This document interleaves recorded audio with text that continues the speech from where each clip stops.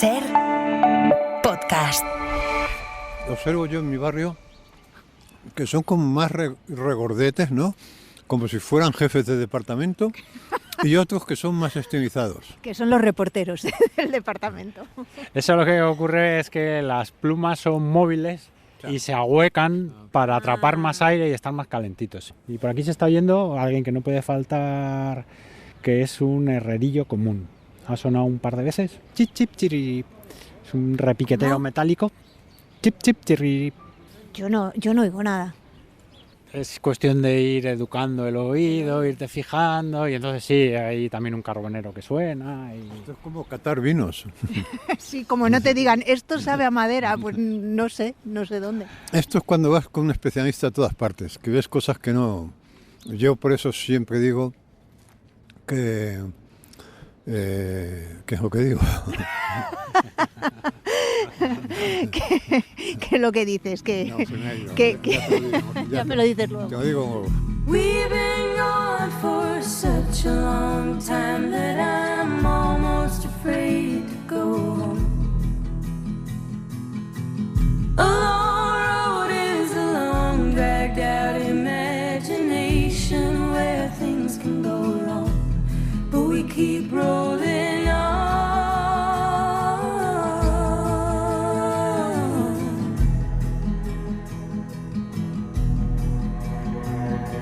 No, doctor, but if I was guessing, I'd say it was just growing pains.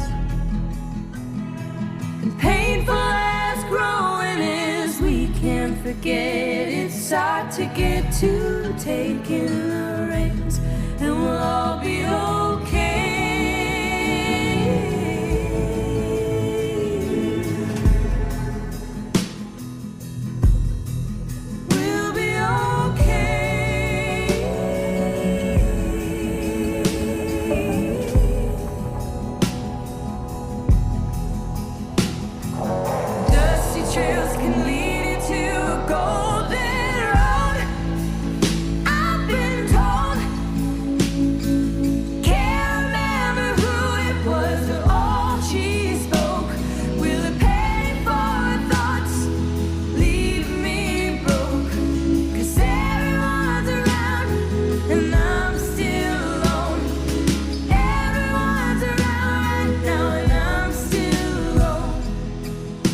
¿Cómo estás, Juanjo? Buenos días.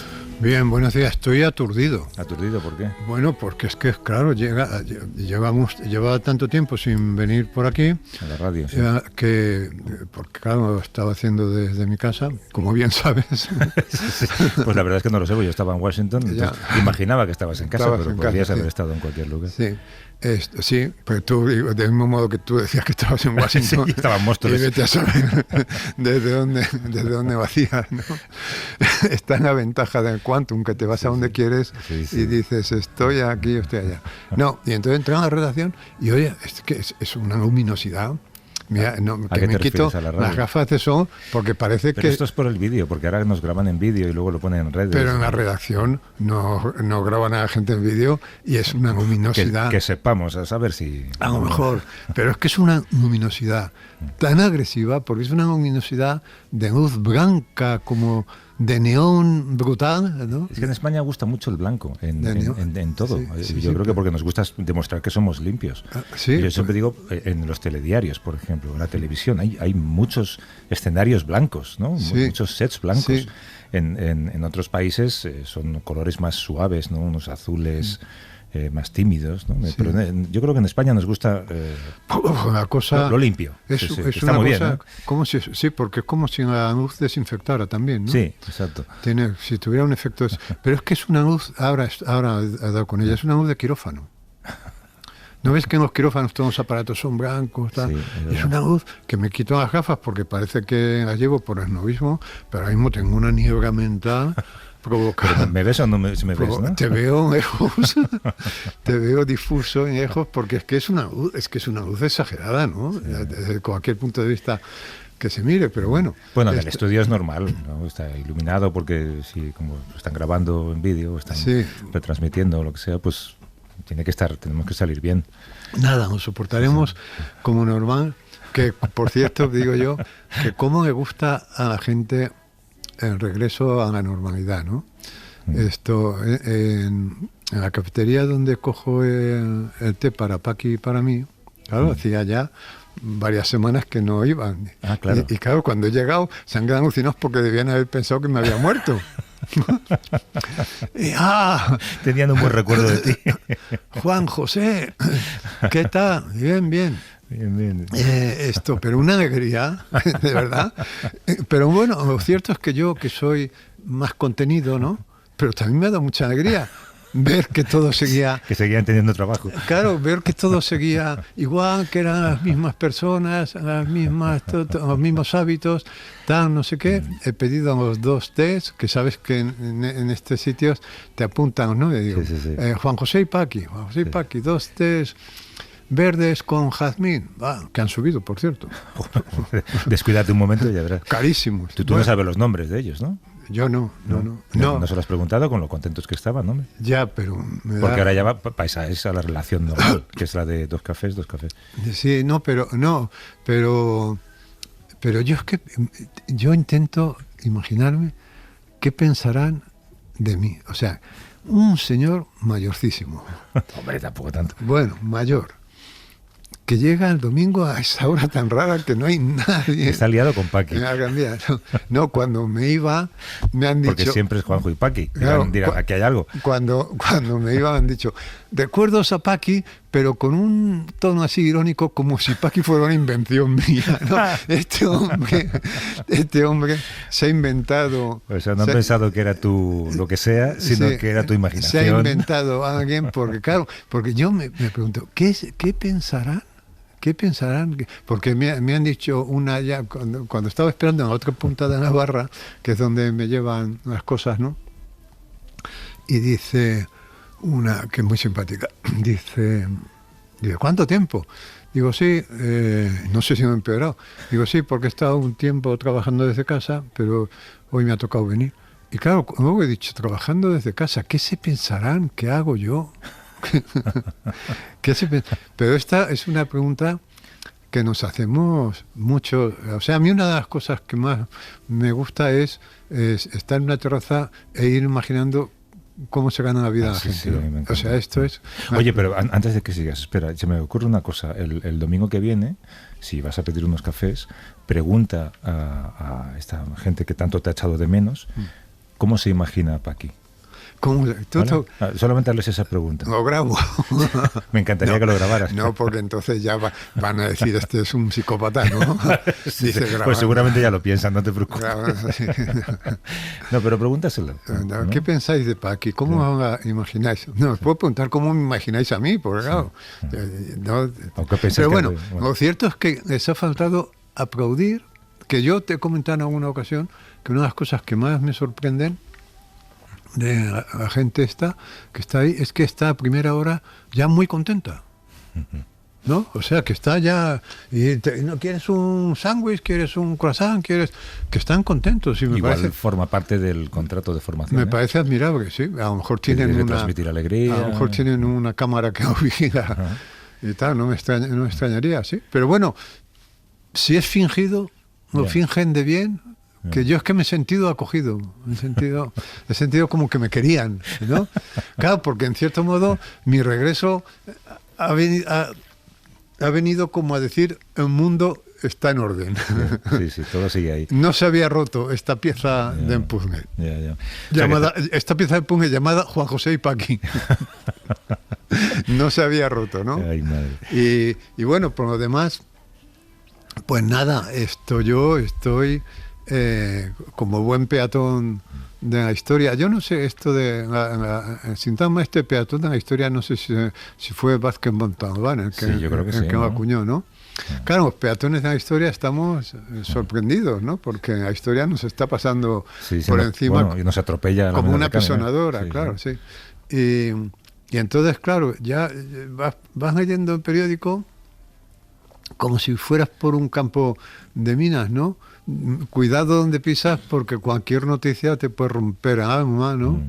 Te puede romper el alma o el salario mínimo, ¿no? Es decir, tienes que tienes que ir. Y pensaba yo, bueno, Javier estará huyendo, has huido de allí, porque una cosa que estaba pensando, estos órdenes que firma Trump todos los días, ¿cómo se llama? Las órdenes ejecutivas. Las órdenes ejecutivas que firma Trump. Yo me imagino que si, por ejemplo, Pedro Sánchez estuviera todo el día firmando, me llamarían dictador, me llamarían... Claro, porque es que todo el día, ¿no? Firmando normas. Pero espérate, lo primero, firma con un rotulador especial que se llama un Sharpie, que deja una marca que es indeleble y que además tiene como un trazo muy grueso, de manera que tiene una firma imperial, ¿sabes? Es un pedazo de firma. Pero es que hay órdenes ejecutivas que, como dices tú, nos saltamos porque no te da tiempo. Te pongo un ejemplo. Una orden ejecutiva que prohíbe el fomento de las pajitas de papel y el regreso de las pajitas de plástico, que es una manera de molestar a los ecologistas, ¿no? Entonces, claro, es que, ¿qué haces con esto? ¿Te asustas? Pero ¿te escandalizas? ¿Tú te imaginas que Pedro Sánchez hiciera eso? Sí. O sea, estuviera todo el día firmando órdenes ejecutivas, los mismos que aplauden a Trump, o estarían fusilando ya al amanecer, ¿no? Ya te digo. Pero luego, claro, me he acordado mucho estos días de que porque he comprendido en toda su dimensión el significado del mito griego de Procusto, ¿no? Que era este hombre mítico, ¿no? de la mitología griega, que tenía una pensión y en esa pensión tenía una cama. Entonces los huéspedes que pasaban por allí nos metían a la cama. Y a los que no cabían, porque les sobraba pierna, pues les cerraban las piernas. Sí. Y a los que les quedaba la cama larga, pequeña, les estiraban las piernas, ¿no? Es decir, Procusto era un estandarizador. Estandarizaba. Él decía, tenía esto que tienen todos los locos, ¿no? Que es que el mundo tiene que adaptarse a tus medidas. Entonces, si tus medidas de ser humano son unos 70, al que mida unos 75 se les cierran los tobillos, y al que mida unos 65 se les mete en el potro de tortura para agarrarlo. La cuestión es estandarizar. Y que además la gente se acostumbre al estándar. Entonces, he comprendido el mito en toda su dimensión, ¿no? Porque hasta ahora yo pensaba esto como una rareza incluso cómica, ¿no? Un loco, claro, pero es que el otro día Milei decía que es de esta cuerda, ¿no?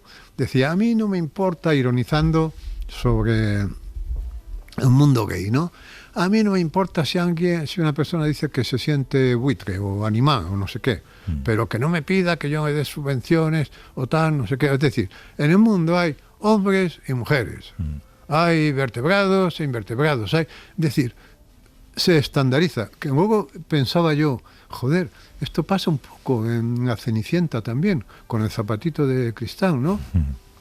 Que las hermanastras, para que les quepan zapatos, porque el príncipe se habría casado con cualquiera a quien hubiera cabido el zapato. O sea, que dio una casualidad. Coincidió con que el pie encajaba. Que era de Cenicienta, pero podía haber sido una vecina de Cenicienta, ¿no? En lo que tenía es un estándar de pie, de tamaño de pie. Entonces, el que no se adaptaba al estándar, como hicieron las hermanastras sensatamente, se recortaron los dedos, una se recortó los dedos y otra el talón, para que el zapato cupiera, ¿no? Entonces, esto es en la cabeza de Trump y de toda esta gente. La Franja de Gaza es un sitio magnífico para hacer un resort, pero bueno, ¿qué disparate es este de que estemos desperdiciando un sitio tan maravilloso que da mar, con buen clima, con tal, que aquí podrías hacer un negocio fantástico, podrías hacer un venidor, yo qué sé, y nos van a estropear estos 2 millones de miserables que ni siquiera se parecen a nosotros, porque esto es otro modo de estandarizar, ¿no?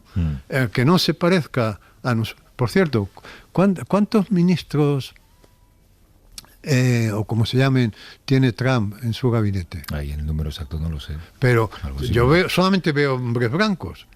Por supuesto.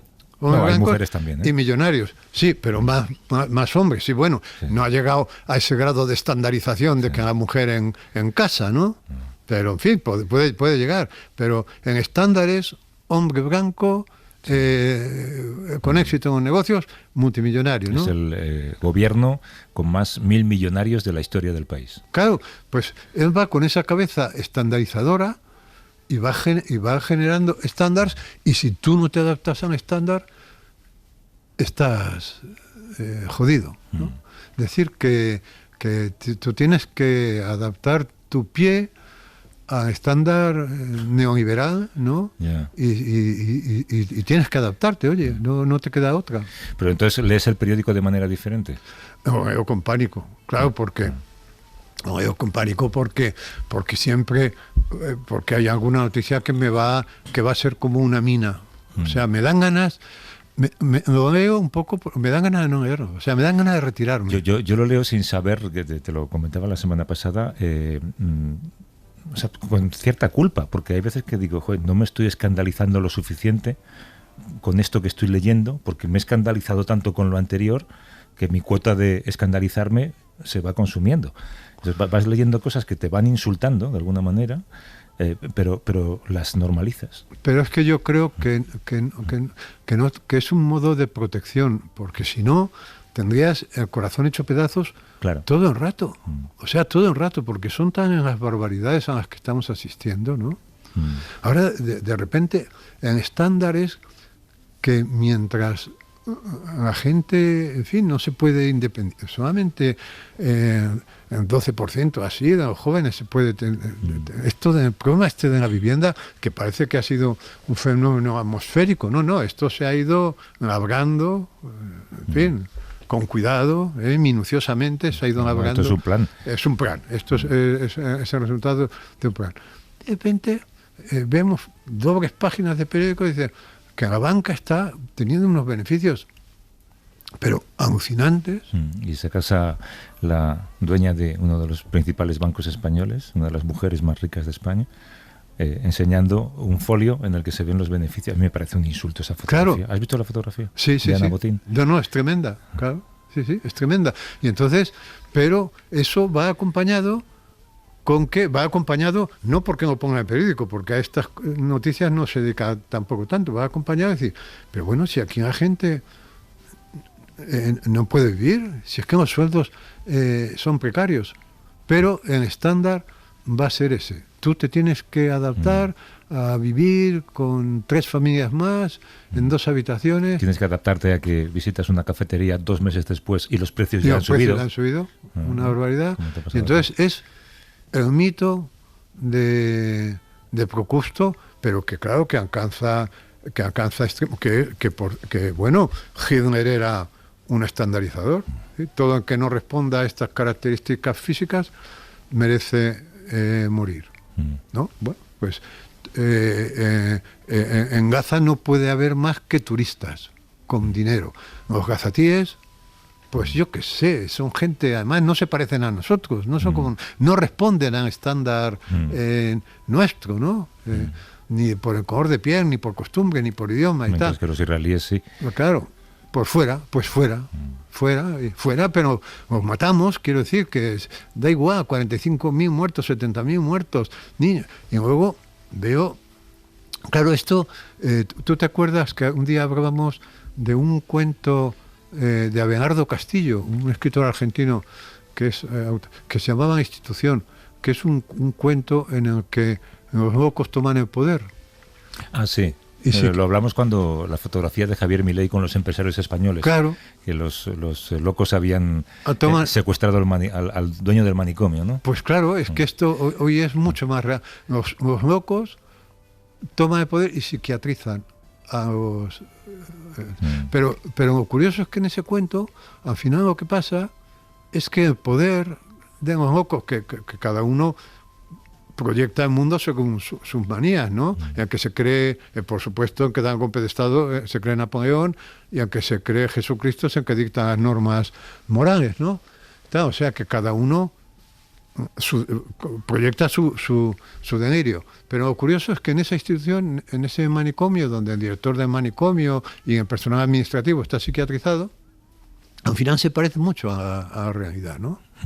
Y esto es lo que pasa, que al final vivimos disparates, o sea, podemos llegar a aceptar, coño, que es verdad, que en la Franja de Gaza es un sitio estupendo para hacer un... Bueno, pero es que si lo piensas, imagínate que ese plan se hubiera filtrado hace un par de años como un plan de uno de los candidatos a la presidencia. Le habían dicho, ni se te ocurre, esto es una barbaridad, esto es una tontería, ¿a quién se le ha ocurrido este disparate, no? Sin embargo, en el tren de disparates, pues es uno más, claro, que aceptas como un plan que, bueno, pues a lo mejor se pone en marcha. Pues vas interiorizando. El otro día me llamó la atención, por ejemplo, que hacían una entrevista a Abascal y en la que decían que, hombre, que si no habría estado bien firmar este decreto, que subían salario mínimo, que reducían la jornada, que yo qué sé, no, este decreto ómnibus que ha dado tanto que hablar, ¿no? Que era bueno para los trabajadores, y dijo, nosotros no firmaremos nada del PSOE, nada. Dijo, ni aunque en la propuesta viniera que iban a poner una bandera de España en cada rotonda. ¿Escuchaste esa declaración? No la escuché, afortunadamente. Bueno, pues dijo, no firmaríamos ninguna propuesta del PSOE, incluso aunque la propuesta fuera poner una bandera de España en cada rotonda. Que es lo que ellos claro, con lo cual, encantados. Con lo cual dices, ostras, no ha dicho, no firmamos nada que, por ejemplo, reduzca las desigualdades en las que vive la gente o en las que garanticemos una vivienda. No. Su delirio, su modelo de un mundo es que en cada rotonda haya una bandera española. Y ya está. Ya está. ¿Ves, Juanjo, por qué me cuentas esto? Ya está. Pues entonces, ¿qué hacemos ahora? Porque necesito desahogarme. Claro, porque estoy viendo que puede llegar un momento en el que tú, para ser normal, es decir, para mimetizarte, acabes, pues eso... Esperando que haya una bandera española en cada rotonda. Y si en la rotonda cercana a tu casa no la hay, irá a ponerla corriendo por miedo a que te manden al gueto. Claro, por miedo a que el miedo a que te crucifiquen. Pues qué buen domingo llevamos. Entonces es procusto.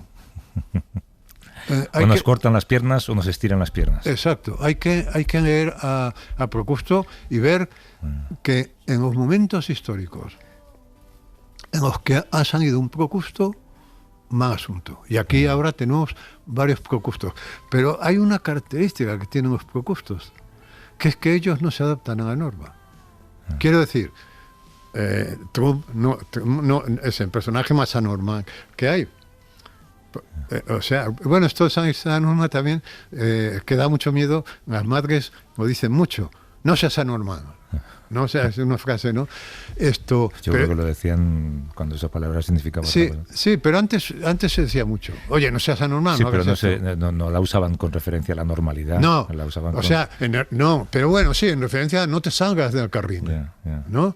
Pero lo curioso es que ellos no se adaptan, ¿no? O sea, Trump, en fin, ha hecho todas las barbaridades del mundo y además es un personaje, como hemos dicho alguna vez, el personaje naranja, que va maquillado de naranja. Hombre, mano dura contra la delincuencia, pero yo puedo hacer lo que quiera con las mujeres.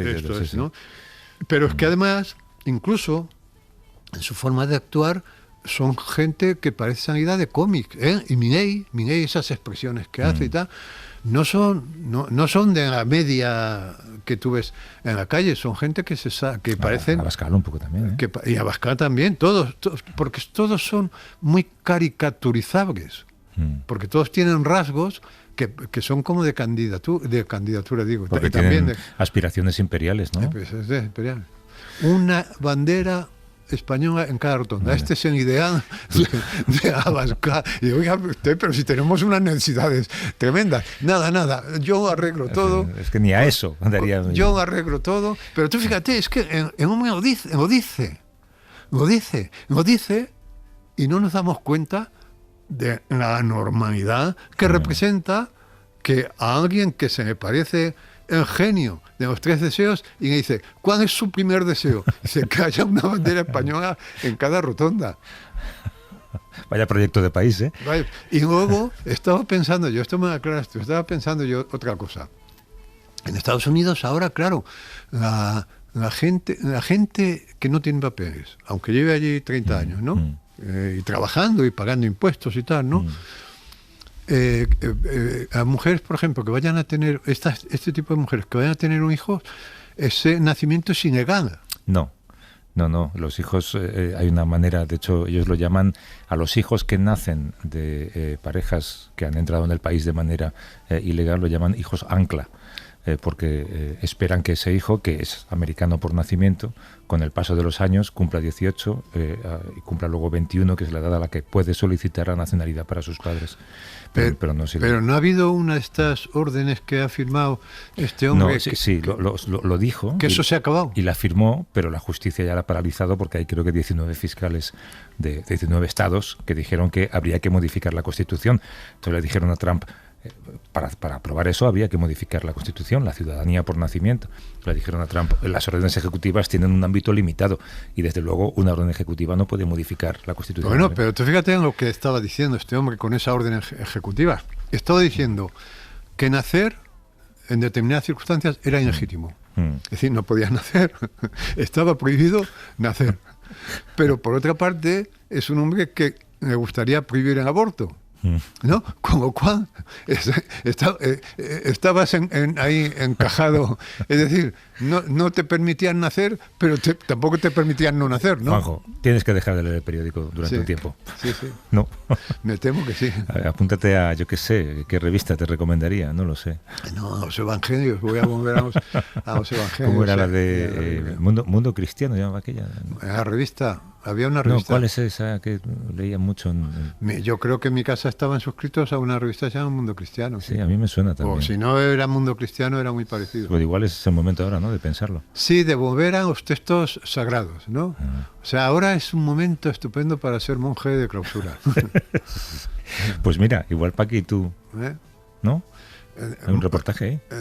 En los monjes de clausura. Sí, bueno, yo ya se me propuse a Paqui hace tiempo. Bueno, hicimos la gestión, pero no nos dejaron, por lo que sea. No nos dejaron. Pero igual podíamos ahora Pero también otra alternativa es el budismo. No volvamos ahí. Que yo me había abandonado. Si no, oye, paseos, a ver cosas. Pero ¿sabes qué me pasa a mí con el budismo? Que me pongo a meditar, estoy intentando hacer meditación trascendental. Me pongo a meditar y claro, yo dejo que pasen las ideas que quieran, no las ideas que yo quiera. Claro, si pasan las ideas que quieran, pasan ideas terribles. Psicópata, ¿no? No, pero pasan que de repente estoy en la cama, por ejemplo, digo, voy a meditar un poco al despertar. Porque tú dijiste una vez aquí, ¿a quién no se le ha pasado por la cabeza la idea de matar al jefe? Ah, no, a todo el mundo, claro. ¿No? Eso se me ha ocurrido. No, pero es verdad que te pasan ideas que a lo mejor se han equivocado de cabeza, ¿no? Que eran en la cabeza de tu vecino. Pasaban por ahí. Y se han pasado por ahí, igual que un pájaro se posa en el árbol que no es, ¿no?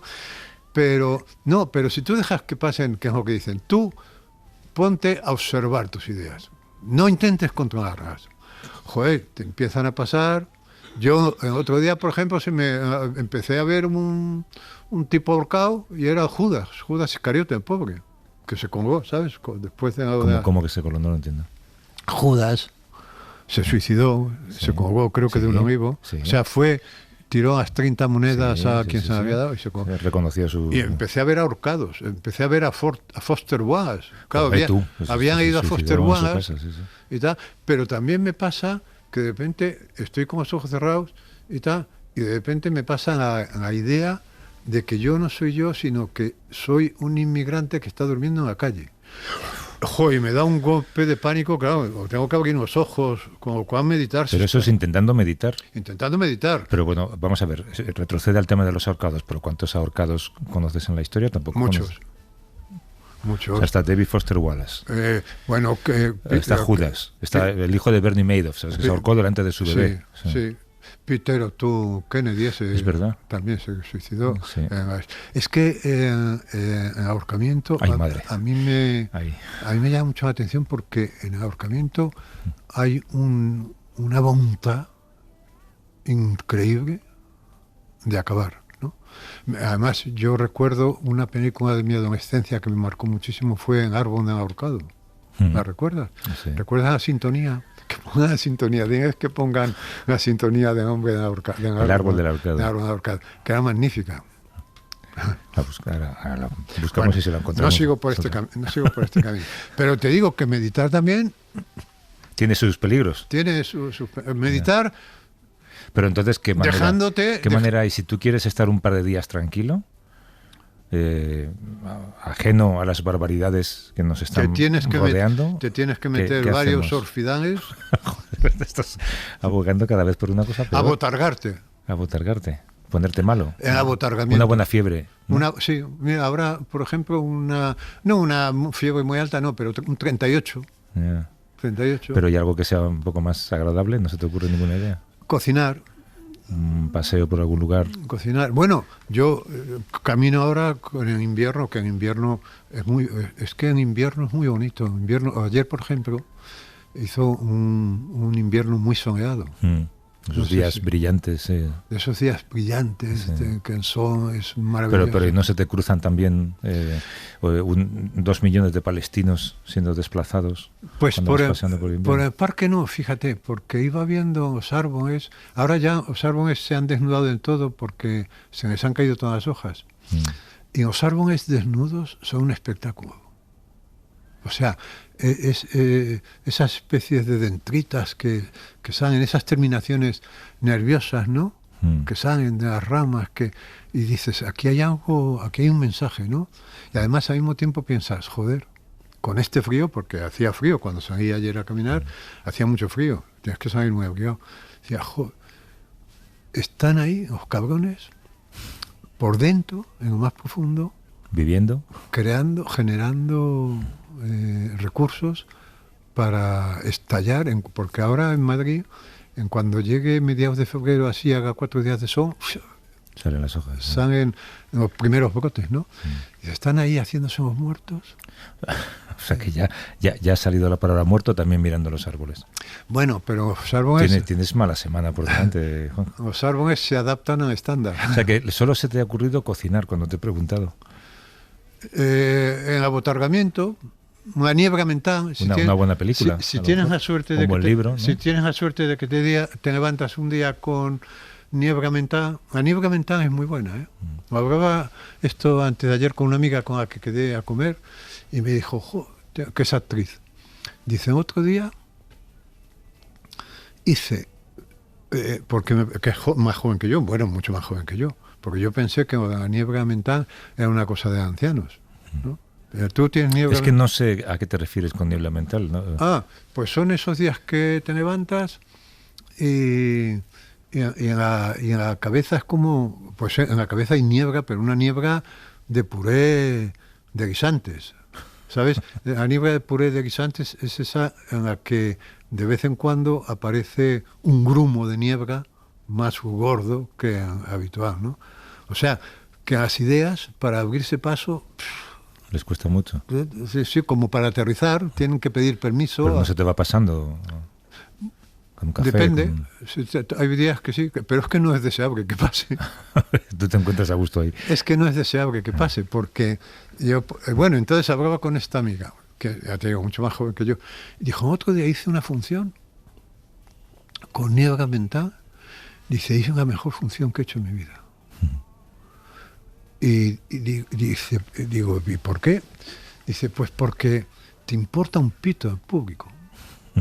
O sea, no prestas atención a la respuesta de la realidad. Es decir, no intentas normalizarte. No te recortan los dedos para que te quepan zapatos. Yeah. ¿Entiendes? Y entonces dice que es la mejor función que ha hecho en su vida. Y yo estaba comiendo con ella y ese día tenía niebla mental. ¿Cuando comías con ella? Sí. ¿Y lo disfrutaste más entonces, sí, la comida? Sí, porque estábamos viviendo en una situación de extrañeza. Yeah. O sea, yo veía todo como con distancia. Allá a lo lejos, estábamos en una mesa cerca, pero yo la veía allá a lo lejos, que me decía, otro día, como la veía. Y entonces, pero por ejemplo, a mí me viene muy bien a nivel mental para leer y para escribir. porque me aísla, o sea, genera a tu alrededor una especie de... Tú te pones, he visto que cuando vamos en el tren, tú te pones unos auriculares caros. Bueno, tampoco hay que... No, son caros tus auriculares. Son los AirPods, sí, los que se usan con el iPhone. Claro, son los caros. Bueno, son caros, sí. No son caros. No son los de 15 euros de los chinos. No. Claro. Esos que te compraste con Paqui, que te los pusiste hacia arriba y Paqui decía que parecía Shrek. Exacto. Bueno, y recuerdo que un día tú me dijiste, no sé cómo me lo dijiste, pero yo me quedé alucinado porque no sabía que producían ese efecto. Que esos auriculares te aislaban, pero generando un falso ruido ambiente. Sí. Me parece muy interesante eso. Tú sabes, por ejemplo, que cuando yo grabo, me llama mucho la atención esto, ¿no? Cuando yo grabo un libro de audiolibro, por ejemplo, los libros estos de Arzuaga, como están escritos en primera persona, por mí, pues con tu voz. Os he grabado. Y sabes que después de cada sesión de grabación, el técnico de sonido dice: ahora espera un momento que voy a grabar en ambiente. Claro, en ambiente es en silencio. Claro. O sea, graba en la sala de donde hemos estado, pero ahí no pasa nada, ahí hay silencio. Pero graba ese silencio, porque no todos los silencios tienen la misma textura. Claro.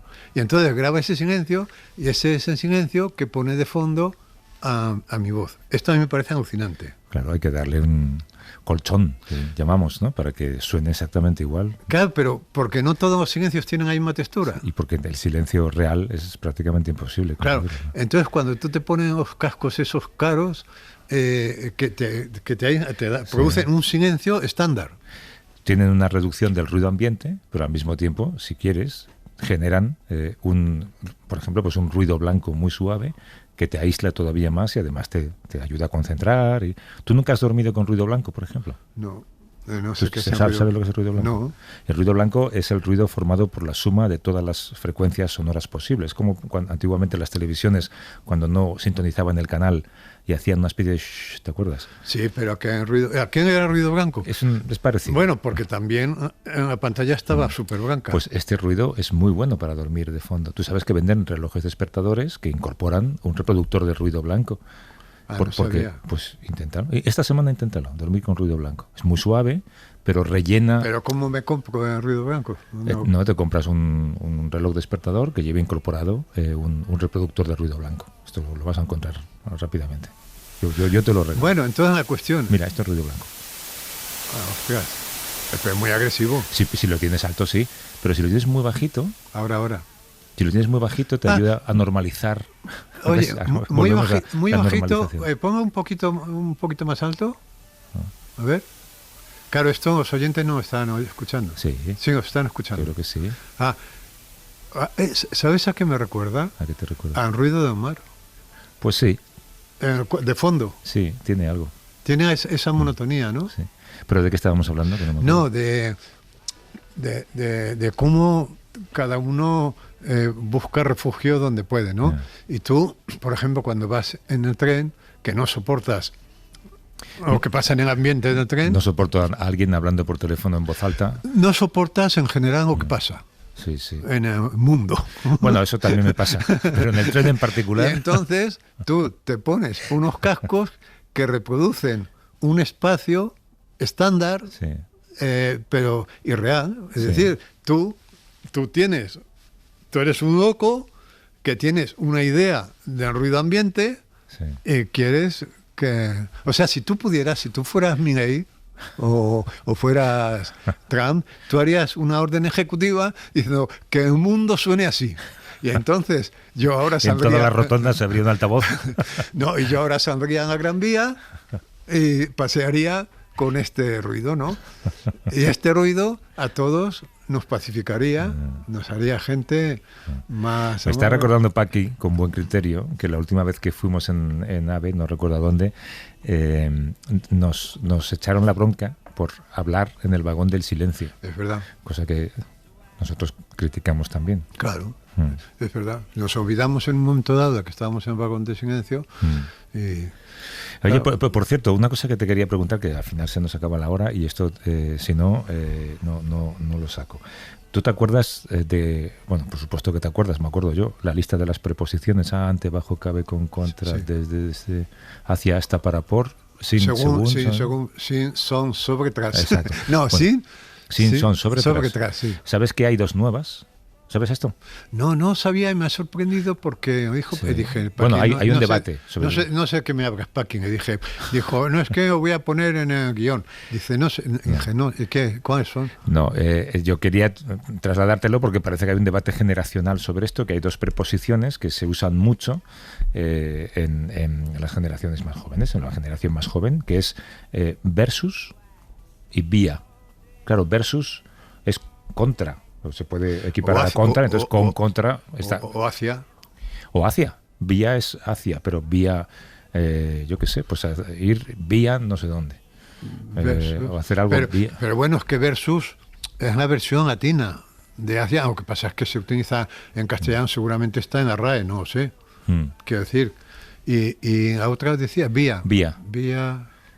Hacer algo vía, o conseguir algo vía, no sé qué. No, Sí. he conseguido una beca vía llamar o no sé Pues dónde. no había yo reparado en este uso. Veía a través de, claro. Claro. Pues no, pero se usa mucho, dices. Sí, bastante. Sí, se usa mucho. Y versus es una barbaridad, se usa así. No, versus en mi, digamos, en mi vocabulario, sí. Bueno, está muy, cuando se dice Papá Noel versus Reyes Magos, por ejemplo. Sí. Eso, yo creo que eso se ha utilizado siempre mucho. No, siempre no. Yo ¿no? creo que es relativamente reciente. Porque contra es muy agresivo. O sea, si tú dices, tú no te tú imaginas. Versus es comparativo. Contra es Es más un enfrentamiento. agresivo, es o esto o otro, Sí. ¿no? Pero si tú dices Papá Noel contra Reyes Magos, parece que Una película de Marvel. que son incompatibles, ¿no? Pero si dices versus Papá Noel versus Reyes Magos, parece como que ahí se puede establecer cierta negociación. No sé. Pero tú no usas. El versus, sí. Bueno, es que no sé ahora en qué contestó, pero sí, no. Pues tienes que empezar a usarlo. No porque sé. es síntoma De cultura. de estar al día. De estar al día, de cultura popular. ¿No? Sí. ¿Cuál es tu preposición favorita? Ante, bajo, cabe, con, contra. Hacia, ¿no? Desde me gusta, porque... A mí fíjate que yo he dicho hacia, lo contrario. Porque desde... me gusta desde porque desde este punto, habla del punto de vista. ¿Desde dónde está contada esta historia? A mí me preocupa más hacia quién está contada esta historia. Yo utilizo mucho eso en los talleres de escritura, por ejemplo, ¿no? Esto de que ahora yo digo siempre, ahora en el lector de novelas del siglo XIX no se preguntaba por la voz del narrador. O sea, no se decía ¿por qué este tío? Porque normalmente pensaban, porque cuando la voz del narrador no está definida, siempre se pensaba en un nombre, ¿no? Y por eso, si tú fijas en los audios, ahora la voz del narrador empiezan a hacer las mujeres. Pero lo normal es que la voz del narrador se consideraba que la voz neutra era la voz del hombre, ¿no? El estándar. El estándar de nuevo, ¿no? Entonces, por defecto, la voz del narrador es una voz masculina, ¿no? Entonces, en el siglo XIX, en el lector de novelas, no se preguntaba, ¿esto desde dónde está contado? Pero ahora, el lector no solamente está autorizado a preguntar desde dónde está contado, sino que tiene incluso un poco la obligación de decir, oye, si yo voy reuniendo datos que va filtrando el narrador, porque claro, el narrador cuando cuenta la historia va filtrando datos de sí mismo. Por muy objetivo que sea, va filtrando datos de sí mismo inconscientemente, de mismo modo que Abascal inconscientemente dijo, ni aunque ponga una bandera en todas las rotondas, ¿no? Va filtrando datos de sí mismo. Entonces, si tú vas reuniendo estos datos, dices, coño, este narrador, esta voz narradora, pertenece a un hombre blanco de en torno a 40 años, profesional, médico, ingeniero. Pero dices que el lector actual, el lector actual exige... puede decir, ¿esto desde dónde rayos me ocurre? O sea, a ningún lector del 19 de Madame Bovary se habría preguntado, ¿desde dónde me están contando? Es decir, ¿desde qué concepción del mundo, desde qué concepción moral, desde qué concepción económica, una voz neutra, ¿no? Lo que se llama, un narrador omnisciente, me está contando esto. Un narrador que además se mete en la cabeza de los personajes y tal. Nadie se preguntaba eso. Tú atendías a la historia y tal. Pero ahora, un lector de ahora, yo creo que tiene la obligación. Vamos, desde luego puede hacerlo. No me puedes decir, oye, no hagas esto porque destrozas. No. Pero yo creo que tiene un poco la obligación de decir, ¿esto desde dónde me doy cuenta? ¿Pero por qué antes no y ahora sí? Bueno, pues porque estaba en el pacto entre el lector y el autor. Había un pacto, es decir, tú te crees esto, no te metas en historias. Y ese pacto, en cierto modo, se ha roto ya. ¿Hablaste del punto de vista cuando empezaste a escribir con Arzuaga el libro? O sea, ¿te exigió que también hubiera parte de él en el punto de vista? No. Porque, claro, el narrador eres tú. Claro, el punto de vista... Lo que pasa es que, claro, el punto de vista de Arzuaga, que es muy potente, digamos que pasa por mi cabeza, ¿no? Pero está ahí. Pero bueno, sería un buen ejemplo para decir, oye, esto... Pero cualquier novela, tú haces el experimento, lee una novela así, diciendo, ¿desde dónde...? En el cine puedes pensarlo muchas veces. ¿Por qué pone esta cámara a esta altura? El punto de vista, porque el punto de vista, o sea, te puedes preguntar, maestros como Hitchcock del punto de vista, ¿no? ¿Por qué pone la cámara aquí? Y no a esta altura, no más alta, no más baja y tal. Porque el punto de vista, aunque sea físico, o sea, tú te pones... El punto de vista es el lugar desde el que alguien mira una realidad, ¿no? Yo estoy mirándote a ti desde aquí, tú me estás mirando, pero el punto de vista, aunque sea físico, siempre es una metáfora de un punto de vista moral. Y si no metaforiza un punto de vista moral, es un mal punto de vista. Pues, o sea, no es gratuito que el primer día que tú y yo, bueno, tú estás ahí porque eres el jefe. Y yo porque estoy aquí. O sea, ¿por qué elegí yo mirar la realidad desde aquí? Pues eso dices sería... en la mesa, porque estás en la esquina y yo en el centro. Porque no estoy al lado de ti, por ejemplo. Porque no estoy en aquel lado. Bueno, una comodidad... No. ¿Tú crees que hay más ahí? No, por supuesto. Yo no elegí esto conscientemente, pero seguro que lo elegí por algo inconsciente respecto a tu convocación. Esto, hay un ejercicio que tiene mucho éxito en los cursos de escritura, que es decir a los alumnos que escriban un relato en el que cuenten cómo ha sido su historia en los colegios y escuelas y tal, dónde ha estado sentado. Si ha estado sentado en la primera fila, en la última, tal, y que cuenten su evolución. Pues yo en párvulos me sentaba en la primera fila y tal, y luego en la universidad estaba en la última, luego... porque claro, hay algunos que cuando hacemos este ejercicio dicen, bueno, no, pero yo estaba en la última fila en el colegio porque en los altos estábamos a la última fila. Yo siempre digo, pues no haber sido alto, o sea, quiero decir que se está por algo, ¿no? Decir, y entonces es muy curioso porque ahí ves que hay una... O sea, el paso desde párvulos a la universidad es muy curioso porque tú llegas a... porque es un viaje moral. Ese viaje desde la última fila a la primera, o al revés, o haberte quedado en sitio, es un viaje de orden moral. Entonces, cuando tú das la primera clase de escritura, por ejemplo, los alumnos, cada uno elige un sitio.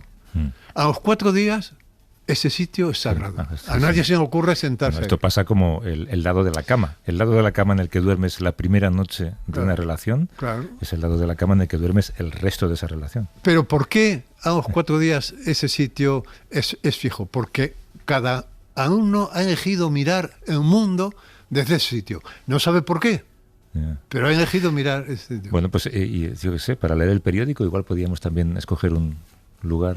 ¿Desde dónde lees el periódico? ¿De dónde lees el periódico, no? Claro, Pues, desde qué punto de vista desde qué posición. Pero Mira, la misma noticia, idéntica, con el mismo titular, con el mismo tamaño, todo. La lees en el ABC y la lees en El País y la lees porque punto de vista es distinto. Claro. Que yo estoy pensando que yo estoy sentado aquí porque supongo que se espera de mí porque está aquí pues el ordenador. Pues no haber sido jefe, pero... Exacto, pero tú estás sentado ahí porque has escogido. Claro, yo he escogido estar ahí. ¿Y tú también? Yo estoy aquí porque se espera de mí que esté aquí sentado. A lo largo de la vida, tú has ido haciendo movimientos... Te aseguro, Juanjo, que yo nunca he querido estar aquí. Tú has ido haciendo movimientos que te llevaron ahí. Por eso, el punto físico desde el que tú miras en estudio es la metáfora de un punto de vista moral. Hasta la semana que viene. Pregunta por Paqui en la... Hasta luego.